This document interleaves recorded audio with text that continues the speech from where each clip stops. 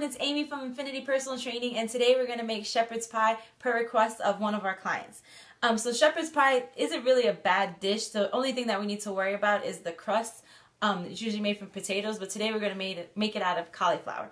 So first, what we're going to do is saute our veggies. So let's go through the veggies. First, I have one whole yellow organic onion. All the veggies are organic, I guess I should just say that. Then we have 3 peeled and chopped carrots, 5 cloves of garlic, 2 cups of peas, and 4 ounces of mushrooms. And if you don't like any of these veggies, you could always substitute them out, but these are the typical veggies that are in a shepherd's pie.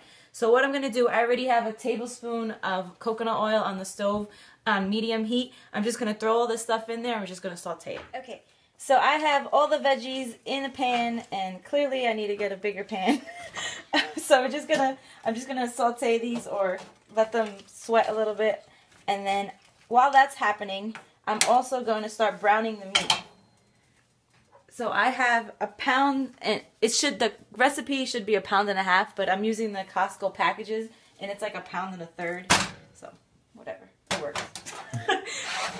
So I'm just gonna start browning the meat on medium heat as well. So okay, now we're gonna season the meat. So what I have here is I have a tablespoon of each of these. We have a tablespoon of black pepper, sea salt, oregano, thyme, and rosemary.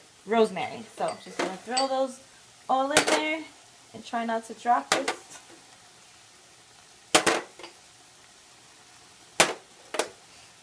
And lastly, we're gonna put a tablespoon of coconut aminos. This replaces soy sauce. So we're going to put a tablespoon of that. Alright, mix that in. And as you can see, I had to split up my veggies. My little pan wasn't cutting it. So I'm just going to incorporate that all in to the meat. And it's pretty much brown. You don't want to overcook it because we are going to bake the whole mixture together, so it just needs to be brown. So I'm going to remove that from the stove. I'm going to check on my veggies. They still need a little bit. The carrots are the only thing that really need to be a little bit soft. Everything else is pretty soft. So I'm going to give those a couple more minutes. While the veggies are cooking, I'm going to pour our meat into, this is 11 by 7 casserole pan. And I have another backup just in case there's too much and I need to switch it, but this seems like it's going to be okay. So the veggies are now done. I'm just going to pour this onto here. And I also have a pot of water boiling on the stove for the cauliflower mash. If you have more pots than I do, you could probably do everything at the same time so that the cauliflower mash is actually done when this is done. But I don't have enough pans. For the mixture is we're going to put a cup of beef broth or chicken stock, either one, whatever you have on hand, or whatever you prefer. Alright, so I'm going to pour that in there. My cameraman missed my pouring.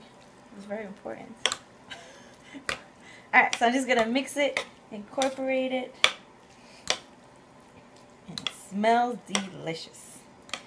Now, if you have the cauliflower mash done, you would just put it on top.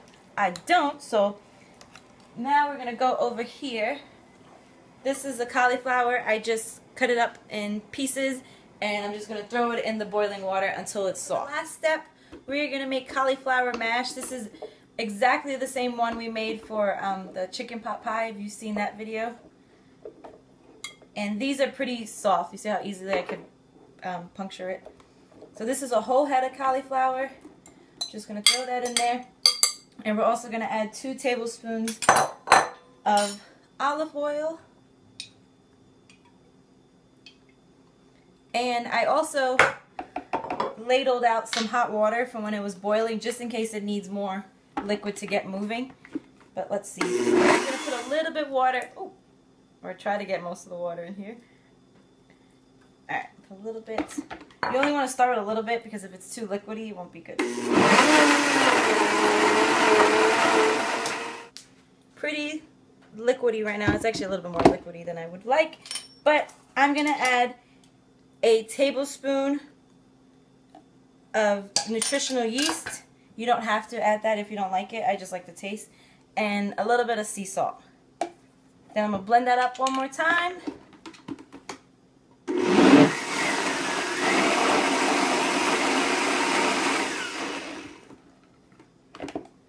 Last part, we are just going to put this on here. And for those of you that don't know what nutritional yeast is, it just gives it a cheesy flavor. But it's one of those things you have to try. You can get it at the bulk section at Whole Foods. So you could try a little bit of it. If you don't like it, you didn't waste money. So I'm just making sure this goes into all the nook and crannies. And the oven is preheated at 350 degrees. And we're just going to bake this until the top is like golden a little bit. Everything's cooked already, so you don't have to bake it for a long time. There you go. You can give this to your kids. They will never know the difference. Just don't tell them what's in it. Alright. There we go. Nice and pretty. Okay, I'm going to put this in.